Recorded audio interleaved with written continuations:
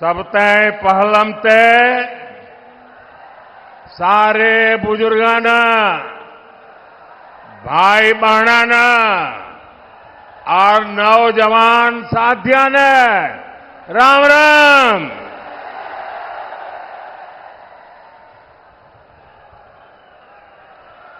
मैं सबसे पहले तो आप सबकी क्षमा मांगना चाहता हूं, क्योंकि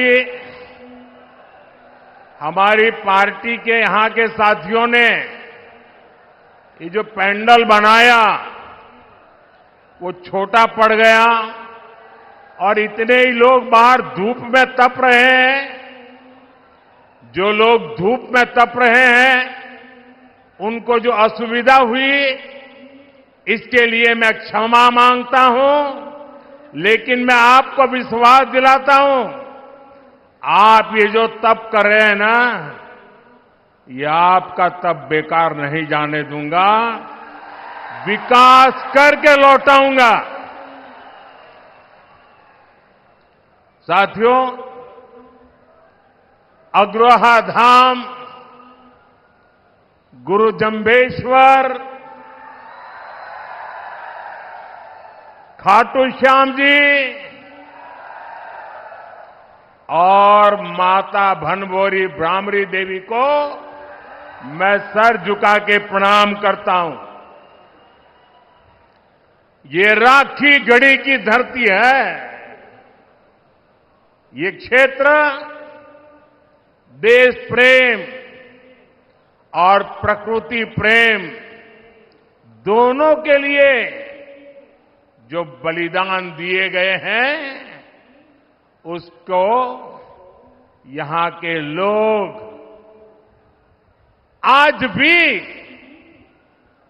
स्मरण करके पूरी मानव जात को प्रेरणा देते हैं। यहां अंग्रेजों की क्रूर तोपों के भी जख्म है, तो यहां पेड़ों की रक्षा के लिए बिश्नोई समाज के तप और त्याग की मिसालें भी हैं। यहां के विकास में स्वर्गीय भजनलाल जी का भी बड़ा योगदान है, आज भी लोग याद करते हैं।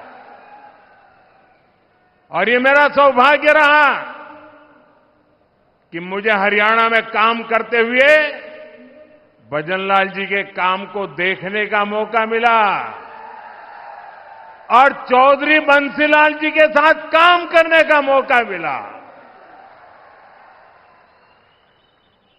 और चौधरी बंसीलाल जी मुझे हमेशा कहते थे कि भाई देख, तेरा और मेरा विशेष नाता है। मैंने कहा क्या? और फिर वो मुझे महर्षि दयानंद जी के जीवन के विषय में बड़े भावुक होकर के बातें बताते थे। महर्षि दयानंद सरस्वती जी गुजरात में पैदा हुए, लेकिन जितनी जानकारियां मुझे नहीं थी उससे ज्यादा जानकारियां महर्षि दयानंद जी के विषय में चौधरी बंसीलाल जी से मैं सुना करता था और वो कहते कहते भावुक हो जाते थे। साथियों, मेरा सौभाग्य रहा है, हरियाणा ने मुझे बहुत कुछ दिया है, बहुत कुछ सिखाया है। मैं हरियाणा के विकास में योगदान देने वाली हर संतान को नमन करता हूं। आज सरदार भगत सिंह जी की जयंती पर भी मैं उन्हें श्रद्धा सुमन के साथ प्रणाम करता हूं। साथियों, हरियाणा की माताओं बहनों ने यहां एक नारा दिया है, महारा हरियाणा, नॉन स्टॉप हरियाणा। हरियाणा का विकास ऐसे ही नॉन स्टॉप चलते रहना चाहिए। इसलिए हरियाणा तीसरी बार भाजपा को मौका देने का मन पक्का कर चुका है। चारों तरफ से आवाज आ रही है, भरोसा दिल से, भाजपा फिर से, भरोसा दिल से, भरोसा दिल से। साथियों, जैसे जैसे वोटिंग की तारीख नजदीक आ रही है, कांग्रेस पस्त पड़ती जा रही है। कांग्रेस के नेता अब कहने लगे हैं कि हरियाणा में भी वही हाल होगा जो कांग्रेस का मध्य प्रदेश में हुआ था। एमपी और राजस्थान में पिछले चुनाव में इन्होंने झूठ का गुब्बारा खूब फुलाया, लेकिन जनता ने वोट की चोट देकर के उस गुब्बारे की हवा निकाल दी। अब हरियाणा में भी यही होने जा रहा है। साथियों, कांग्रेस का ये हाल इसलिए होता है क्योंकि कांग्रेस देश की सबसे धोखेबाज और बेईमान पार्टी है। आप पड़ोस में देख लीजिए, हिमाचल में क्या हाल करके रखा है। चुनाव के दौरान हिमाचल की जनता को इन्होंने क्या क्या झूठ बोला, आप कल्पना नहीं कर सकते। अब सरकार बनने के बाद कांग्रेस ने अपने वायदों से पल्ला झाड़ लिया है। जनता कांग्रेस से कह रही है, क्या हुआ तेरा वादा?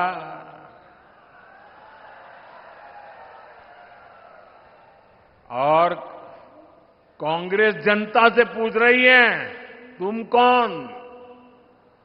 दिल्ली के शाही परिवार ने झूठ बोलकर हिमाचल के लोगों को फंसा दिया। आज हिमाचल में कर्मचारियों को उनकी सैलरी और डीए देने तक इनके पास बजट नहीं है। साथियों, जहां कांग्रेस होती है वहां कभी भी स्थिरता नहीं आ सकती। जो पार्टी अपने नेताओं के बीच एकता नहीं ला सकती, वो राज्य में स्थिरता कैसे लाएगी? आप देख रहे हैं कि कैसे यहां कांग्रेस में मुख्यमंत्री बनने के लिए मारामारी मची है। बापू भी दावेदार है और बेटा भी दावेदार है, और दोनों मिलकर बाकियों को निपटा लेने लगे हैं। और ये सब देख करके हरियाणा के जागरूक नागरिक कांग्रेस को निपटाने में लग पड़े हैं। कुछ लोग ऐसे हैं जिन्होंने तन मन धन से दिल्ली के शाही परिवार की सेवा की है। अब वो भी पूछ रहे हैं कि उनसे क्या गलती हुई। यहां कांग्रेस का हर गुट, हर सीट पर एक दूसरे को पटखनी देने में ही लगा हुआ है। साथियों, इस गुटबाजी के बीच कांग्रेस में दलितों और पिछड़ों के लिए दरवाजे एकदम बंद है। कांग्रेस जानती है कि दलित उसको वोट नहीं देता, इसलिए वो पूरे दलित समाज से नफरत करती है। आप खुद देखिए, कांग्रेस के राज में गोहाना में दलितों पर अत्याचार हुआ, कांग्रेस चुप रही। कांग्रेस के राज में मिर्चपुर कांड हुआ, कांग्रेस चुप रही। कांग्रेस के राज में दलित बेटियों के साथ अत्याचार हुआ, अन्याय हुआ, कांग्रेस चुप रही। आज कांग्रेस का शाही परिवार कह रहा है कि दलितों और पिछड़ों का अमेरिका में जाकर के बोले वो दलितों पिछड़ों का आरक्षण खत्म कर देंगे। कांग्रेस ने दलितों पर जो अत्याचार किया है उसे दलित समाज कभी भी भूल नहीं सकता। इसलिए मैं हरियाणा में जहां भी गया मैंने देखा कि कांग्रेस को कोई भी घुसने नहीं देता। साथियों, भाजपा सर्व समाज की भागीदारी सुनिश्चित कर रही है। हमारे मुख्यमंत्री सैनी जी सबको साथ लेकर आगे बढ़ रहे हैं। अब देखिए, हमारी सरकार ने हरियाणा के मुख्यमंत्री निवास का नाम कबीर कुटीर रखा है। यहां हिसार में ही दलित परिवारों में भी जो वंचित है उनके बच्चों के लिए बने कबीर छात्रावास का फंड भी भाजपा ने बढ़ाया। भाजपा सरकार वंचितों को सिर्फ सहारा देती है इतना नहीं, बल्कि उनके सपनों को उड़ान भी देती है। साथियों, जिनको कोई नहीं पूछता, मोदी उनको पूजता है।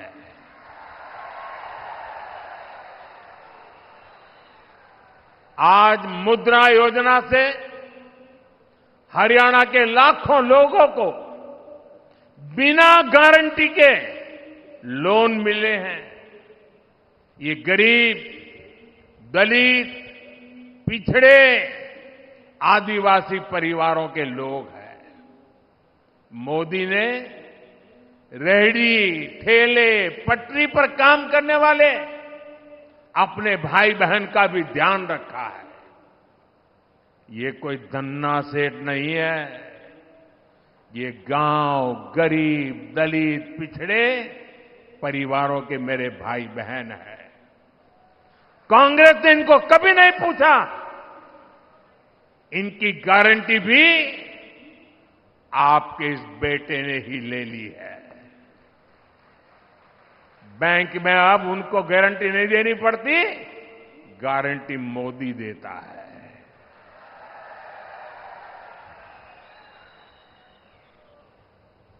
इनको भी पीएम स्वनिधि योजना से हजारों रुपए की मदद बिना गारंटी के बैंक से मिली है। साथियों, कांग्रेस इतना बड़ा स्वार्थी दल है कि उसे वोट के अलावा कुछ नहीं दिखता। कांग्रेस ने किसानों को भी हमेशा वोट बैंक के रूप में ही देखा है। कांग्रेस ने हमेशा किसानों को पानी के लिए तरसाया है, जबकि भाजपा उनकी समस्याओं का समाधान कर रही है। मैं हिसार, सिरसा, भिवानी, फतेहाबाद के किसानों की समस्याओं को समझता हूं। हिसार के कुछ हिस्सों में जो सेम की समस्या आ रही है उसकी जानकारी भी सरकार को है।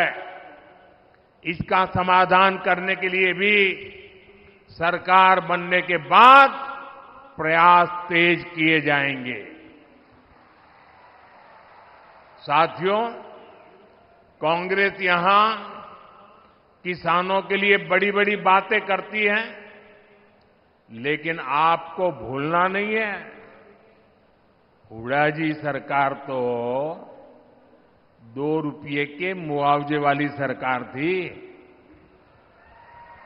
हर किसान को याद है ये 2 रुपया मुआवजे वाली सरकार।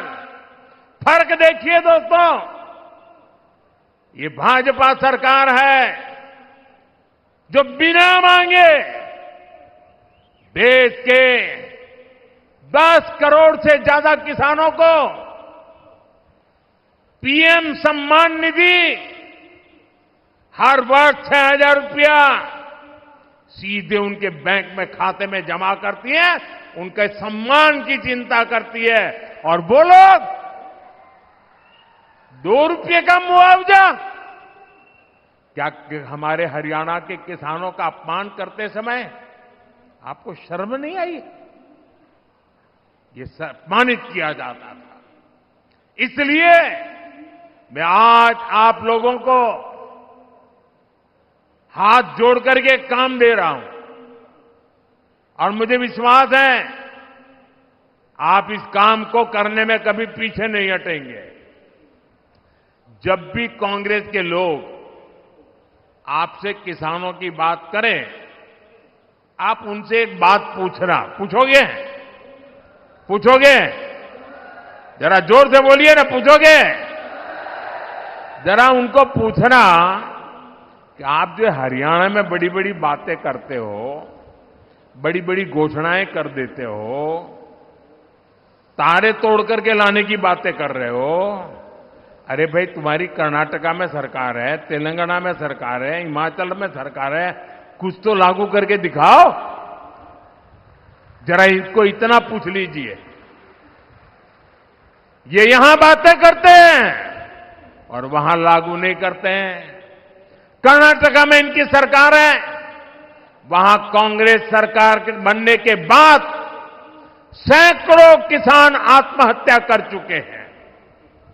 सच्चाई यही है कि कांग्रेस देश के किसानों के जान की दुश्मन है। वो सिर्फ किसानों को झूठ बोल सकती है।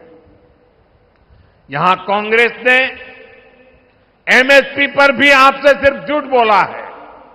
सच्चाई यह है कि यहां भाजपा की सरकार 24 फसलों को एमएसपी पर खरीद रही है, जबकि कांग्रेस शासित राज्यों में इक्का दुक्का फसलें ही एमएसपी पर खरीदी जाती है।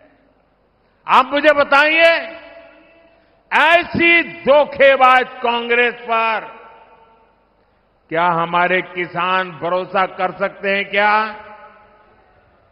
हाथ ऊपर नहीं, मुंह से बोलिए, भरोसा कर सकते हैं क्या? साथियों, हरियाणा का भरोसा तो भाजपा पर ही है। बीते 1 दशक में भाजपा ने यहां विकास को नई गति दी है। यहां चारों तरफ चौड़ी सड़कों का जाल बिछाया गया है। आज 5 जोड़ी वंदे भारत ट्रेनें ये मेरे हरियाणा में चलती है। हिसार से रोहतक जाने के लिए हंसी हिसार रोहतक लेन लाइन शुरू कर दी गई है। इससे हिसार से रोहतक पहुंचने के लिए समय आधा हो गया है। साथियों, ये क्षेत्र अब एक बड़ा व्यापारिक केंद्र बनने की तरफ कदम बढ़ा चुका है।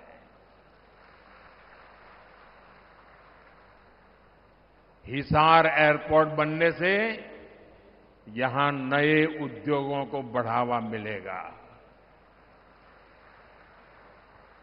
और आज मुझे बता रहे हैं कि इतना बड़ा जहाज पहली बार यहां उतरा है और मुझे आने का सौभाग्य मिला है। और भाजपा सरकार बनने के तुरंत बहुत ही कम दिनों में इसका कॉमर्शियल कामकाज भी शुरू हो जाएगा दोस्तों। और इसका फायदा व्यापार उद्योग के साथ साथ यहां के किसानों को भी होने वाला है। अब किसानों की उपज आसानी से कम समय में विदेश निर्यात कर पाना संभव हो पाएगा। और आज हिंदुस्तान के किसानों के द्वारा पैदावार की गई चीजें दुनिया के बाजार में गर्व से बिक रही है। इससे व्यापारियों को, दुकानदारों को, किसानों को, हर किसी को फायदा होने वाला है। हमारा प्रयास यही है कि यहां नए उद्योग लगे। हम चाहते हैं यहां दुनिया भर से निवेशक आए ताकि युवाओं को ज्यादा से ज्यादा रोजगार मिले। साथियों, कांग्रेस ने यहां के युवाओं पर भी दोहरा वार किया है। एक तो कांग्रेस के समय में बिना खर्ची पर्ची के सरकारी नौकरी नहीं मिलती थी। दूसरा, घूस देने के लिए गरीब को खेत तक बेचने पड़ते थे। भाजपा ने बिना खर्ची पर्ची नौकरियां दी। और यही बात कांग्रेस को अखर गई है। इसलिए कांग्रेस की भर्ती रोको गैंग ने युवाओं को नौकरियां देने पर ब्रेक लगवा दिया। कांग्रेस की भर्ती रोको गैंग को इस चुनाव में मेरे सभी नौजवान उनको जरा सबक सिखाइए ताकि आपके भविष्य को ताला लगाने का पाप न करे। साथियों, कांग्रेस सिर्फ लूट खसूट ही नहीं करती बल्कि निर्लज्जता से उसका बचाव भी करती है। कांग्रेस के राज में कैसे दलालों और दामाद का ही बोलबाला था, ये मैंने हरियाणा की जनता के सामने रखा। अगर किसी को पछतावा होता, किसी को अगर दो आंख की भी शर्म होती, तो वो हरियाणा की जनता से माफी मांगता। लेकिन कांग्रेस के लोगों ने आपसे माफी नहीं मांगी, बल्कि बड़ी बेशर्मी से दलालों और दामाद का बचाव कर रहे हैं। कांग्रेस के इस रवैये से नाराज होकर अब हरियाणा की जनता कांग्रेस के विरुद्ध खड़ी हो गई है।